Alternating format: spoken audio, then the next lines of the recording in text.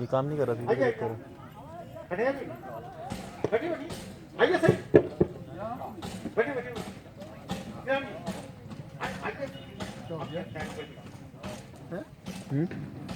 पता नहीं।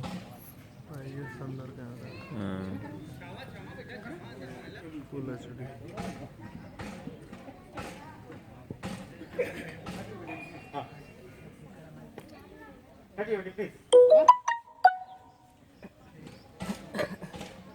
आइए आप लोग बैठा वहाँ आ गए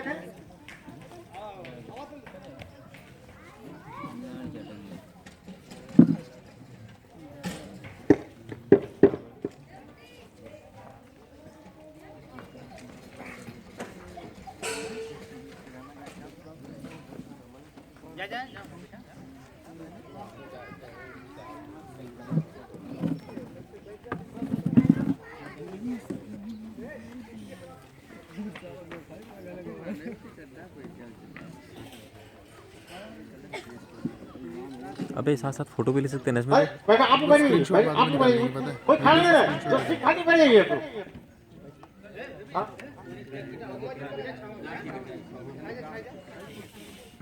यार ये आप लेट हो रहा या सुनो इंद्र भाई मम्मी को अगर हो सके लेते आना जरा मम्मी को लेते आओ जरा पता शुरू करते हैं है ना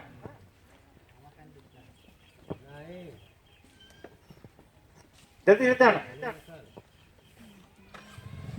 भाई जितनी कुर्सियां खाली है मेरे ख्याल से सभी लोग आके इसमें बैठ ले तो अच्छा रहेगा आगे आ जाए सभी लोग आगे आ जाए कोई दिक्कत नहीं आगे आ जाए सीटें सारी भर ले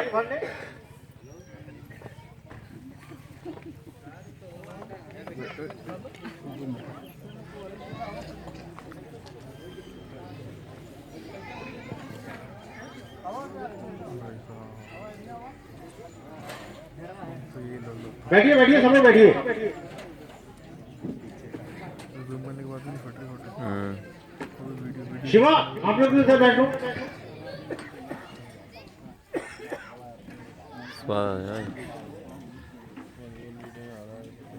आप आगे खाई रहा है क्या का हो रहा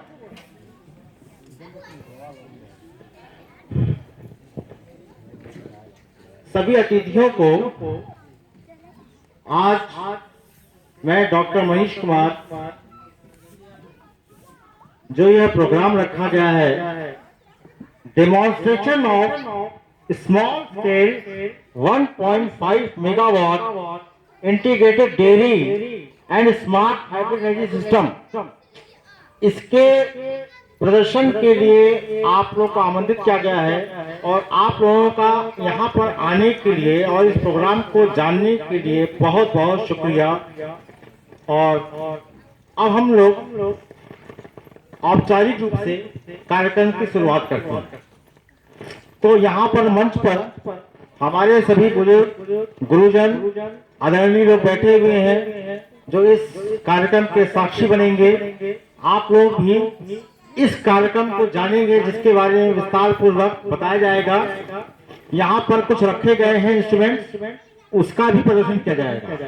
तो अब इस औपचारिक शुरुआत के तहत सर्वप्रथम चूंकि हम सौर ऊर्जा के लिए ही प्रतिबद्ध हैं तो उन्हीं को नमन करते हुए ये जो नन्हे मुन्ने बच्चे हैं इन्होंने बड़े ही अथक प्रयास से महज 2 दिन में गायत्री मंत्र का अद्भुत जाप कर दिया। तो हम इस कार्यक्रम की शुरुआत उसी प्रार्थना से करते हैं जो बच्चे अपने स्वर में गाएं। तो बच्चों आप लोग सभी गायत्री मंत्र की हाथ जोड़ के प्रार्थना शुरू कर दें। अब आप शुरू करें। स्टार्ट करिए। पीछे बच्चे को दे दे।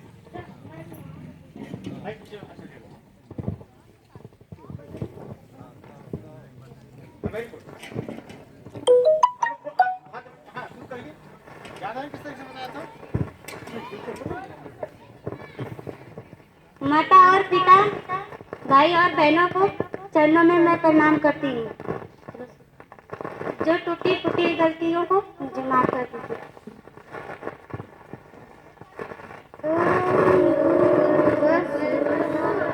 सत्यं भर्गो देवस्य धीमहि धियो यो न प्रचोदयात्। ॐ भूर्भुवस्सुवः तस्य वितुर्वरेण्यं भर्गो देवस्य धीमहि धियो यो न प्रचोदयात्।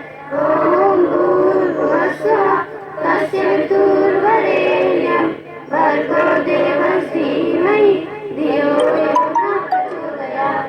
ॐ भूर्भुवस्सुवः तस्य वितुर्वरेण्यं भर्गो देवस्य धीमहि धियो यो न प्रचोदयात्। ॐ भूर्भुवस्सुवः तस्य वितुर्वरेण्यं भर्गो देवस्य धीमहि धियो यो न प्रचोदयात्। ॐ भूर्भुवस्सुवः तस्य वितुर्वरेण्यं भर्गो देवस्य धीमहि धियो यो न प्रचोदयात्। ॐ भूर्भुवस्सुवः तस्य वितुर्वरेण्यं भर्गो देवस्य धीमहि धियो यो न प्रचोदयात्। ॐ भूर्भुवस्सुवः तस्य वितुर्वरेण्यं भर्गो देवस्य धीमहि धियो यो न प्रचोदयात्। ॐ भूर्भुवस्सुवः तस्य वितुर्वरेण्यं भर्गो देवस्य धीमहि धियो यो न प्रचोदयात्। ॐ भूर्भुवस्सुवः तस्य वितुर्वरेण्यं भर्गो देवस्य धीमहि धियो यो न प्रचोदयात्। ॐ भूर्भुवस्सुवः तस्य वितुर्वरेण्यं भर्गो देवस्य धीमहि धियो यो न प्रचोदयात्। ॐ भूर्भुवस्सुवः तस्य वितुर्वरेण्यं भर्गो देवस्य धीमहि धियो यो न प्रचोदयात्। ॐ भूर्भुवस्सुवः तस्य वितुर्वरेण्यं भर्गो देवस्य धीमहि धियो यो न प्रचोदयात्। ॐ भूर्भुवस्सुवः तस्य वितुर्वरेण्यं भर्गो देवस्य धीमहि धियो यो न प्रचोदयात्। ॐ भूर्भुवस्सुवः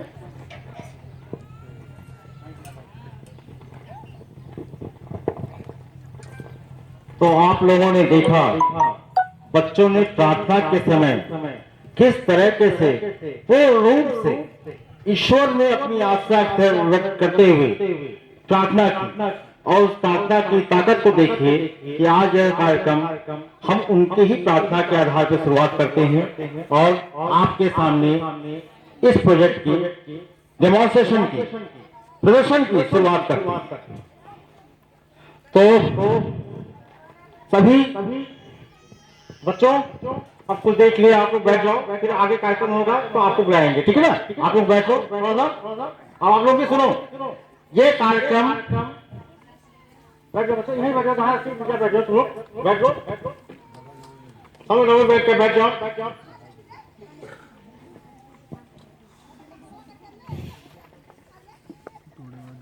एक बात आप लोगों को बड़े ही स्पष्ट रूप से मैं बता देना चाहता हूँ, यह कार्यक्रम न ही किसी तरह का राजनीतिक है, न ही कोई मीटिंग। यह पूरी तरीके से एक IIT BHU की तरफ से इस गांव में जो सौर ऊर्जा और बायोमास के कॉम्बिनेशन से विद्युत उत्पादन की कोशिश की जा रही है, उसका एक प्रदर्शन मात्र। तो यह एक प्रकार से वैज्ञानिक कार्यक्रम जो आप लोगों की जानकारी के लिए रखा गया है, और हमें खुशी है कि यहाँ पर कुछ हमारे एग्रीकल्चर विभाग से संबंधित अधिकारी भी हैं, विद्यालय संबंधित कुछ छात्र हैं, शिक्षकगण हैं। तो यह कार्यक्रम कुल रूप से अरवली खलीपुर आप लोगों के लिए एक बड़ा ही ज्ञानवर्धक सिद्ध होगा। तो अब समय को न बर्बाद करते हुए सबसे पहले मैं आप लोगों को इस प्रोजेक्ट के बारे में बताना चाहूंगा तो ज्यादा बेहतर है, क्योंकि हर एक के पास समय की कमी है। तो पहले मूल मुद्दा ये बता दूं कि यह प्रोजेक्ट है क्या। मैं यहाँ पर खास तौर से अपने दो छात्रों का परिचय कराना चाहूंगा। वो है अंकित जी जो इंटीग्रेटेड डुअल डिग्री के छात्र हैं, और एक हैं गजेंद्र, वो दोनों ही मेरे छात्र हैं जो मेरे साथ रह करके इस प्रोजेक्ट में रिसर्च के तौर पे काम कर रहे हैं। तो इसके बारे में ये बता दूं, ये जो प्रोजेक्ट है इसका मकसद है कि सौर ऊर्जा और गांवों में जो गोबर होता है और जो जैसे भूसी होती है, खरपतवार होता है, खरपतवार होता है, जितनी भी गंदगी है जो फैली रहती है, उसको अब गंदा नहीं रहने देने का प्रयास है। मतलब उनका भी इस्तेमाल हम खाद बनाने में और बिजली बनाने में करेंगे।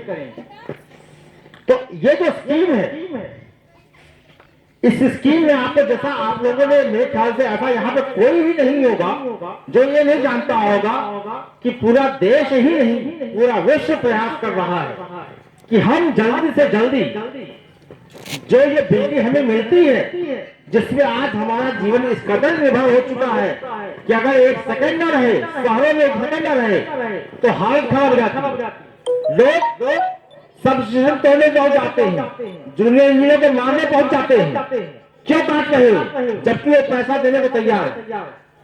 लेकिन कोई इसके पीछे ये वजह नहीं जानता कि बेचारा इंजीनियर वो बिजली काटने का जिम्मेदार नहीं है। इसकी जिम्मेदारी यह है कि यह जो बिजली यानी विद्युत जो पैदा होता है, इसके पैदा होने में जो फ्यूल लगता है वो क्या है? वो है कोल यानी कोयला, पेट्रोलियम, न्यूक्लियर फ्यूल। इन सब विद्युत, इन सब ऊर्जा स्रोतों को हम कन्वेंशनल सोर्स बोलते हैं। जबकि सबसे आश्चर्य की बात यह है, सौर ऊर्जा, गति, हवा की ऊर्जा, समुद्र में उत्पन्न टाइड, जो ज्वार भाटा आते हैं, जो वेव चलती है, तूफान चलती हैं, जो हमेशा निरंतर अनवरत चलते रहेंगे, उनको हम नॉन कन्वेंशनल बोलते हैं। मतलब ये विरोधाभास देखिए, जो हमेशा मिलता रहता है उसको हम नॉन कन्वेंशनल बोलते हैं। और जो खत्म होने वाला है और जिसका हमारे वातावरण पे, हमारे एनवायरमेंट पे इतना खराब असर है कि हमारी पीढ़ियां सफर कर रही हैं। लोगों, आज आप जो बेतहाशा ऊर्जा का खर्च करते हैं, आपको पता होता है कि आप कितनी तेजी से उसको जला रहे हैं। आप सभी लोग शौक के लिए मोटरसाइकिल, कार सब कुछ चलाते हैं, लेकिन उसमें जो ऊर्जा खपत होती है उसके लिए कितनी पॉलिटिक्स होती है, अंतर्राष्ट्रीय स्तर पर इसके लिए मारपीट होती है। पूरे विश्व का, पूरी सत्ता का केंद्र यही ऊर्जा है। जबकि ये जो हम लोग का प्रयास है IIT BHU की तरफ से, डिपार्टमेंट ऑफ इलेक्ट्रिकल इंजीनियरिंग, और हम लोग कुछ जो छात्र हैं, हम ये कोशिश कर रहे हैं गांवों की संपदा से ही मजबूत किया जाए। जैसा आप लोग को इतिहास के बारे में पता होगा कि हमारे भारत में बहुत से विदेशी आक्रमणकारी आए। क्यों आते थे? क्यों नहीं और जगह जाते थे? क्यों? क्योंकि भारत सर्व संपन्न, इसको सोने की चिड़िया नाम दिया। कहने का मकसद क्या है? लुटेरे आ गए, हम फिर पैदा कर लेते थे, हमारे किसान फिर पैदा कर लेते थे, ले जाए कितना भी ले जाए। तो कहने का मतलब हमारी जमीन में, हमारी धरा पर जो यह सूर्य देवता का आशीर्वाद विद्यमान है, वो लगातार विद्यमान है। आक्रमणकारियों ने ऐसा कभी छीन नहीं पाए। तो हमें इस आशीर्वाद को पुनः प्राप्त करना है। अभी भी आपको पता है कि कितना इसे लोग दोहन कर रहे हैं। तो इसी चीज को देखते हुए हम लोगों ने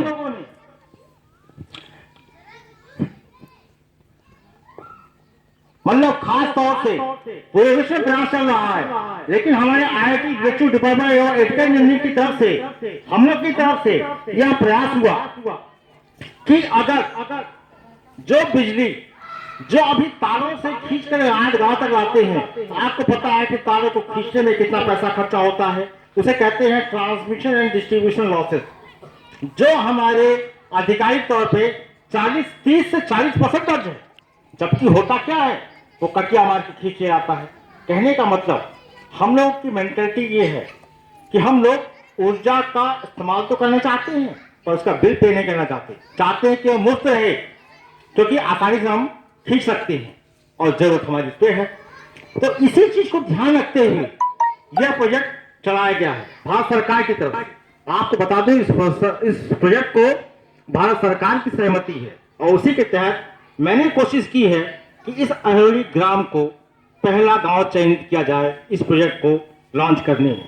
हालांकि मुझे 4 जगह से मिला हुआ है जमीन, आसाम, अरुणाचल प्रदेश में, मेघालय में, झारखंड में और उत्तर प्रदेश में। सर्वप्रथम तमोली गांव में दिया गया था, लेकिन कुछ और वजहों से, जिसको आप अच्छे भली भांति समझते हैं, बोलने की जरूरत नहीं है, वो सफल नहीं हो पाया। तो आखिरकार मैंने इसी अहरोली को चयन किया और मुझे धन्यवाद है कि हमारे तमाम लोग विद्वान जन और जो इस बात के साक्षी हैं वो आज मौजूद हैं। तो अब मैं विस्तार से इसके बारे में बताता हूं ये प्रोजेक्ट है क्या। ये प्रोजेक्ट में है, जैसे सौर ऊर्जा का पैनल आप सबने देखा हुआ है। इस पैनल को जो एरिया होता है, अगर हम एक पैनल को 250 वाट की क्षमता का मानी तो उसकी एरिया होती है 1.47 स्क्वायर मीटर, यानी कि लगभग 2 स्क्वायर मीटर मान सकते हैं लगभग, यानी कि एक पैनल 2 मीटर स्क्वायर करेगा। तो अगर हम 1 मेगावाट बिजली उत्पादन करना चाहते हैं तो यानी कुल मिलाकर के लगभग 4,500 पैनलों की आवश्यकता पड़ेगी, जो कुल मिलाकर के 20,000 स्क्वायर मीटर एरिया कवर करेंगे। ठीक है, अब मान लीजिए जो और प्रयास कर रहे हैं कि इसके लिए जो भारत सरकार भी कर रही है और जो कंपनियां आ रही हैं इसको नया इसे पैसे की संभावना को देखते हुए तो इसको लगाती हैं, उसको जमीन पे लगाती हैं। लेकिन विभाग क्या है, अगर जमीन पे लगाया तो सूर्य की किरणें वहीं पे छुप गई, क्योंकि सूर्य को सोख करके ही तो वो सूखता है, यानी उसके नीचे की जमीन बर्बाद हो गई। तो हम लोगों ने सोचा कि ना इसको ऊपर उठा दिया, यानी जैसे अर्बन में, शहरों में आप मॉल देखते हैं एक ही छत के नीचे सारी सुविधा, वैसे ही इस कार्यक्रम को हमने नाम रख दिया विलेज मॉल, गांव का मॉल। कहने का मतलब 1 मेगावाट का एरिया 20,000 स्क्वायर मीटर, यानी गांव की भाषा में कहा जाता है 5 एकड़ भूमि, 7.5 बीघा की जमीन की रिक्वायरमेंट, जो आसानी से हर गांव में उपलब्ध हो जाती है बंजर या किसी भी चारागाह के रूप में। एक गांव को मिलकर चयन कर लिया गया तो वो 1 मेगावाट का पैनल ऊपर लग गया। उसके नीचे के एरिया को, बेसमेंट के एरिया को हम लोगों ने किससे बना दिया, बायोगैस ट्रीटमेंट प्लांट या सीएच ट्रीटमेंट प्लांट। मतलब उसके अंदर गांव जितने भी गोबर है, जितने भी भूसी हुई, ओरा हुआ, टूटी हुई लकड़ियां हुई, सूखी पत्तियां हुई, जितने भी एग्रीकल्चरल वेस्ट है उनको प्रोसेस करके, यानी उनको संस्कृत करके उसकी ऑर्गेनिक जैविक खाद बनाया जा सकता है और उसमें से गैस को अलग किया जा सकता है, जो गैस को हम बोलते हैं बायोगैस। उस बायोगैस में 75% मीथेन होती है और 75% मीथेन मिल गई।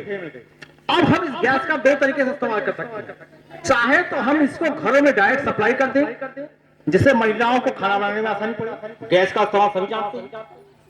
या तो अगर ज्यादा ऊर्जा गैस हो गई तो उसको हम कुछ उसका पोर्शन बिजली बनाने में पूरा इस्तेमाल कर लें। यही जो टेक्निक है बायोगैस से बिजली उत्पादन की, यह एक होती है, 2 तरीके संभव है। एक होता है या तो जनरेटर में इस्तेमाल कर लिया जला करके, या फ्यूल सेल बोलते हैं, जिसको मैं वहां पे रखा हुआ हूं, आप लोगों के लिए लाया हूं, मैं हर एक को दिखाऊंगा। बल्कि एक वर्किंग मॉडल है आप देख रहे हैं जो काम कर रहा है। ये हमारे प्रोजेक्ट का एक छोटा सा स्केल है। अब इसी को आप 5 एकड़ की भूमि में सोच सकते हैं। यही चीज 5 एकड़ की भूमि तो भी कितना एरिया बचेगा, यानी कि जो विलेज मॉल बना उसमें अभी भी इतना जगह है कि हम और काम कर सकते हैं। यानी कि चूंकि बिल्डिंग तो नहीं की रहेगी और वहां पे हम चाहे तो डेयरी फार्म खोल दें, इसीलिए इसका शीर्षक है इंटीग्रेटेड डेयरी, यानी डेयरी को उसमें इंटीग्रेट कर दिया। डेयरी चलती कैसे है, बिजली चलती है या गैस चलती है, क्योंकि पानी गर्म करना होता है, दूध गर्म करना होता है। तो दोनों काम के लिए ऊर्जा उपलब्ध है जो कि फ्री है। सौर ऊर्जा या कचरा जिसको आप फेंक देते हैं या जला देते हैं, एक जगह धुआं महिलाओं की आंख में लगता है और महिलाओं का जीवन नाती जाता है। गांव की महिलाएं कितना संघर्ष करती हैं आके खाना बना के, आपको पता है। गांव के पुरुष कभी सोचते हैं कितना कठिन जीवन है उनका, और शहर की महिलाएं खाना भी बनाती है और काम भी करती है, बल्कि उनका देखा देखी आदमी भी सहयोग करता है। अरे तो बड़े मस्ती में खाना बना रही है, तो घरों में आप समझे ना, परिवार में प्यार बढ़ता है। यानी कि अगर औरत का जीवन सुंदर रहा, वो सक्षम तो है ही और सक्षम जाती है। तो कहने का मतलब ये है, और आज की टेक्नोलॉजी में बिजली से भी चलने वाले संयंत्र यानी इंडक्शन कुकर और गैस से चलने वाले भी बड़ी इजी अवेलेबल है, और सरकार इसका प्रचार भी कर रही है। यानी धुआं रहित, पॉल्यूशन रहित चीजें आज टेक्नोलॉजी इस्तेमाल करके आप खाने को न स्वादिष्ट और जल्दी पका सकती हैं, बल्कि अपने बच्चों को समय भी दे सकती हैं। तो सबसे महत्वपूर्ण काम क्या है महिलाओं के लिए? बच्चों को समय देना, ताकि बच्चों पे ध्यान रख सके। और बच्चों को अगर गांव में ही बिजली मिल जाए 24 घंटे और इंटरनेट मिल जाए, तो क्या जरूरत है शहर जाने की? क्या जरूरत है बड़े बड़े गाँव जाने की? शहरी गांव में आ जाएगा। और जो आप लोग गांव से भागते हैं, अपने गांव में सबके पास कम से कम नहीं तो कम से कम मिनिमम गरीब से गरीब आदमी के पास 1 बीघा जमीन तो होगी, या हम कर सकते हैं। तो कहने का मतलब, अगर आप अपने गांव में रहते हुए मेहनत करेंगे, आपके बच्चे वहीं सारी शिक्षा प्राप्त करेंगे। और यही नहीं, इस वेज मॉल में चिकित्सालय की भी व्यवस्था है, ताकि वो पशुओं की ही नहीं आदमियों की व्यवस्था कर सके, शिक्षा केंद्र हो सके। यानी कि अर्बन मॉल, शहर का जो मॉल होता है, वहाँ आप बिजली खर्चा करते हैं और पैसा खर्चा करते हैं, और इस मॉल में आप बिजली पैदा करते हैं और पैसा पैदा करते हैं, उल्टा। तो ये है शहर और गांव का फर्क। तो क्यों आप अपने गांव छोड़ के जाना चाहेंगे? बताइए, है ना स्कीम, और बड़ा ही सुलभ है। उसके प्रदर्शन के लिए सारा शिविर रखा हुआ है, इसी को बताने के लिए, एक जागरूक करने के लिए। अब इसको जागरूक करने की जरूरत क्या पड़ गई? अब आप लोग का प्रश्न होगा, स्वाभाविक प्रश्न होगा, क्या ये है तो सरकार ला के लगा दे। सवाल वो नहीं है, दिक्कत ये नहीं कि सरकार ला के लगा दे। आप लोग को सवाल चीज पता है, सरकार ने कई स्कीमें कोशिश की, सरकार योजनाएं बहुत बनाती है, तो क्या सारी योजनाओं का क्रियान्वयन हो जाता है? उसे क्रियान्वयन करने वाले कौन है? क्या वो आप तक वो चीज पहुंचाते हैं? क्या आपको अपनी सारी चीजों की जानकारी है? कितनी योजनाएं आपके लिए हैं, या कितना धन आपको सीधे आपके हाथ में पहुंचता है? नहीं, बात पैसे की नहीं है। पैसा मिल जाए तो आपको पैसे का उपयोग नहीं पता है, आप कहीं इधर खर्चा कर देंगे, उधर खर्चा कर देंगे, पैसा आ गया तो इधर खर्चा कर दिए। सवाल पैसे का नहीं है, सवाल हमारी मेंटालिटी का है, हमारी सोच का है, जो हमारे आपके अंदर जगाना। सरकार चाहती है अगर हमारी सोच सही हो जाए तो सब चीज से। तो अब सोच पैदा करने के लिए शिक्षा की जरूरत पड़ती है। तो शिक्षा शहर में ही क्यों है, सीधे गांव में क्यों ना है? उसी लिए हम प्रयास कर रहे हैं। टेक्नोलॉजी हम डेवलप करते हैं, पर उसे गांव तक लेके आना हमारी जिम्मेदारी है। तो इसी प्रयास के तहत आपकी सोच को बदलने के लिए आया। सरकार चाहे तो लगा दे, सरकार ने कई स्कीमें बनाई, हैंडपंप लगाया, फटाक से तमाम लोग तैयार हो गए। हैंडपंप कहाँ लगा दिया गया, आए के रास्ता रुक गया। आज कोई हैंडपंप कम नहीं करता है, खाली फॉर्मेलिटी निकाल दी। या पैसा 20 लग सकता है, 40 लग गया, पैसा कहाँ गया? कोई आप में से प्रश्न करता है? कोई नहीं करता। कहने का मकसद क्या है? कुल ना करके फिर हम होता है क्या, दोष देते हैं नेताओं को। इसमें सच बताएं तो नेताओं का दोष नहीं, इसमें सारा दोष आपका है, क्योंकि आप अज्ञान है, आपका सोच नहीं है। जब आप सोचेंगे ही नहीं तो आप ऐसा कोई चुनेंगे जो सोच नहीं सकता, या आपसे ज्यादा सोच सकता है। तो नेता आपसे ज्यादा सोचता है, तो जो आपसे ज्यादा सोचेगा आप नहीं दिखेगा। तो आप आज के बाद से मेरा आग्रह है, किसी नेता को दोष मत दीजिए, अपने आप को दोष दीजिए। इसीलिए सरकार ने कोशिश किया है यह प्रोजेक्ट पहले आप लोग को जागरूक किया। और इस प्रोजेक्ट की खासियत यह है, इस प्रोजेक्ट की सबसे खास बात यह है कि जिस गांव में लगेगा, क्योंकि 1.5 मेगावाट बहुत होती है एक गांव के लिहाज से, यह कम से कम एक जगह लगेगा 5 चक्कर में, लेकिन कम से कम 4-5 गांवों को सीधी ऊर्जा देगा।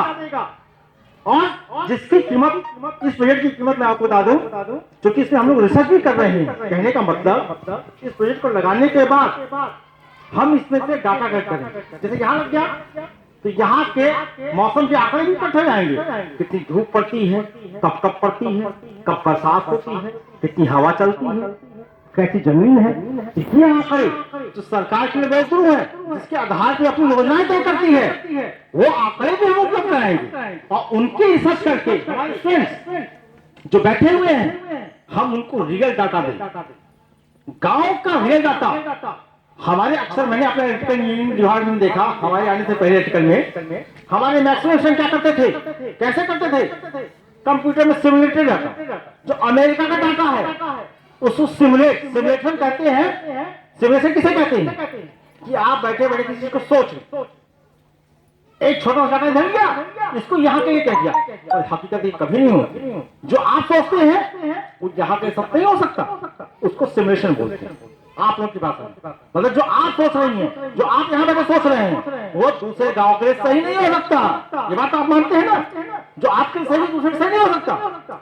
लेकिन हमारे कंप्यूटर पे डिपेंडेंसी, जो कंप्यूटर हम लोग देखते हैं, हम लोग की अत्यधिक निर्भरता सोचती है कि हम इसको सिमुलेट करके एक फर्जी आंकड़े बना लेते हैं, कुछ हद तक उसमें गणित लगा लेते हैं, एक सांख्यिकी का इस्तेमाल करके हम एक डाटा जनरेट कर लेते हैं और प्रिंट कर देते हैं, उसके आधार पर बता देते कितना पैसा लगेगा। लेकिन हकीकत क्या वो परे होती है, कभी सच होती है? नहीं। तो सब आंकड़ों का खेल है। तो यह प्रोजेक्ट की कई खासियत है।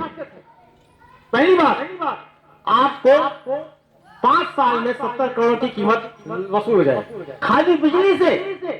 खुद सोचिए, आप कैलकुलेशन करिए, 1.5 मेगावाट सौर ऊर्जा को आपको पता है दिन में कुल मिलाकर के जो अच्छी ऊर्जा मिलती है सूर्य से 6 से 7 घंटा। नहीं तो कभी बरसात हो गई, कभी बादल आ गया, कभी छाया पड़ गई, इससे भी असर पड़ता है। तो हम लोगों ने इसको भी सोचा हुआ है। तो कहने का मतलब कुल मिलाकर भारतवर्ष जैसे देश में, और जहाँ पे हम खड़े हैं 365 दिन में कुल मिलाकर के 200 दिन की सौर ऊर्जा मिलती है, या 150 मान, ठीक। तो यानी कि सौर ऊर्जा ही अकेले हमारी ऊर्जाओं की आपूर्ति नहीं कर सकती। तो अब इसमें अगर हम और विकल्पों को जोड़ दें, जब एक से अधिक रिन्यूएबल एनर्जी को हम जोड़ते हैं तो उसी को हम बोलते हैं हाइब्रिड। हाइब्रिड का मतलब संक्रमण, क्या बोलते हैं, संकरण। हिंदी में संकरण कहें या अंग्रेजी में हाइब्रिड कहें। यानी कि सोलर प्लस बायोमास जो यहाँ के लिए है, और अरुणाचल प्रदेश में वहां पे जियोथर्मल ऊर्जा होती है, तो उसको भी जोड़ सकते हैं। क्यों, बिजली पैदा करने के बाद तो बिजली कैसे मिल जाएगी। तो ये जगह जगह यही के लिए नहीं, ये पूरे विश्व के लिए सही है। यानी इस स्कीम को सौर ऊर्जा हर जगह मिलती है। तो कहने का मतलब, अगर हम इस ऊर्जा का इस्तेमाल करके अपने जो कन्वेंशनल सोर्सेज है, कोयला, पेट्रोल, इनकी खपत कम कर दें, तो नहीं सिर्फ हमारा वातावरण शुद्ध रहेगा, हमारी जेबें भी हल्की रहेंगी और हम तमन्नाएं पूरी होंगी। क्योंकि जब ऊर्जा सस्ती हो जाएगी तो आप खा भी पी सकते हैं, घूम भी सकते हैं, यानी हर इंसान की इच्छा पूरी हो सकती है। अब यहाँ पे आजकल क्या होता है, हम अपनी इच्छा पूरी कर लें, दूसरा भाग में जब अपनी इच्छा पूरी कर लेंगे तो दूसरे की जेब तोड़ेंगे। ये होता है ना चोरी ऐसे है। हम अपने आप को नहीं देखते, हम अपने आप को देखते हैं, अपने स्वार्थ को पूर्ति करें। तो कहने का मतलब इसका एक साइकोलॉजिकल इफेक्ट है, मनोवैज्ञानिक प्रभाव है। ये मत सोचिए कि आप कर रहे हैं तो दूसरा नहीं कर रहा है। दूसरा आपको देख रहा है और लगातार देख रहा है, आपकी हरकतों को देख रहा है। आपके बात में और आपके कर्म में अगर झूठ हो गया तो पकड़ लेगा। एक बार धोखा खाएगा, 2 बार खाएगा, तीसरी बार वो आपको धोखा दे देगा। और यही है सारे विवादों की जन्मस्थली।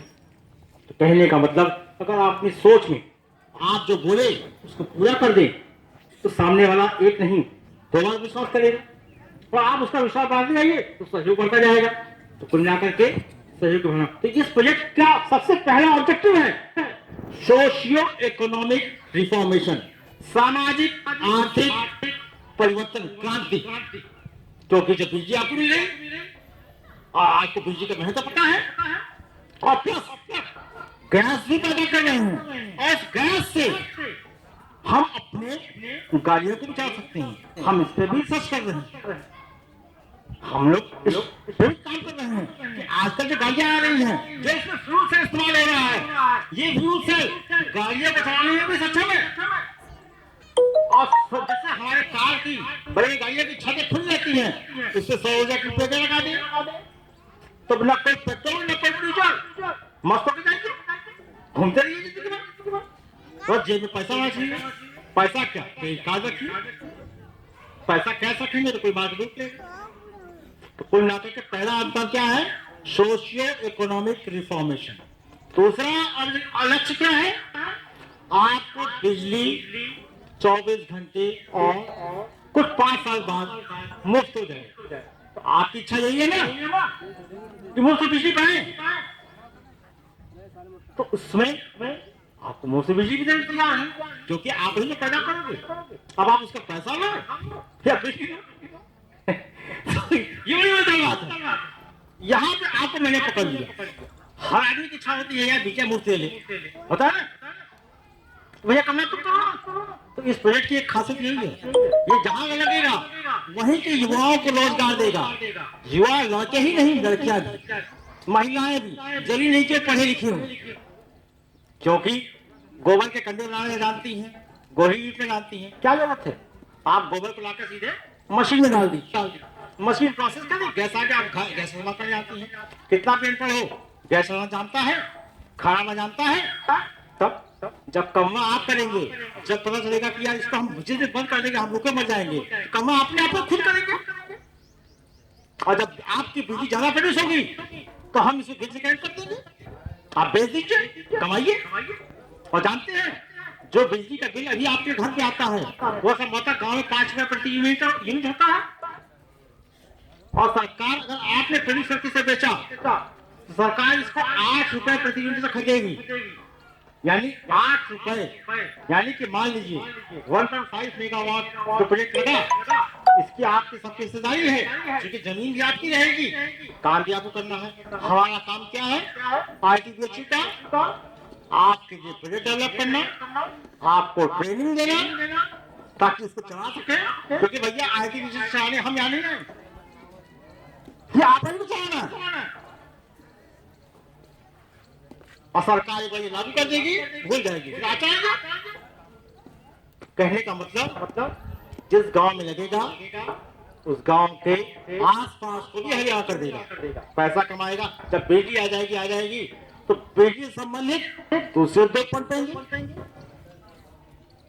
कि नहीं पनपेंगे, यानी आप अपनी रुचि के अनुसार कोई भी काम कर सकते हैं। आप इरिगेशन के लोग बैठे हुए हैं, बेचारे किसान आगा जोड़ रहे हैं, कितनी मेहनत कर रहे हैं, किसान लोग इनके पास आते नहीं है, अब वो खुद